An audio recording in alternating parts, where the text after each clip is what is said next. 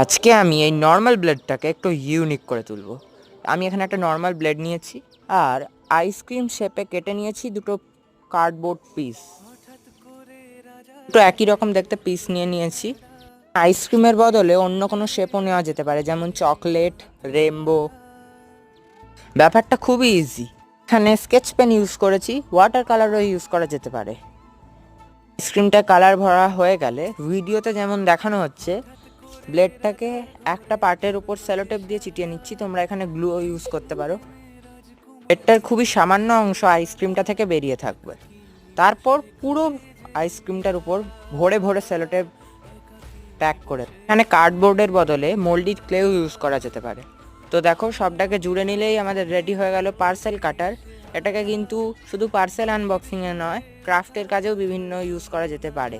তোমাদের কেমন লাগলো অবশ্যই কমেন্ট করে বলবে। আরও নতুন নতুন ক্রাফট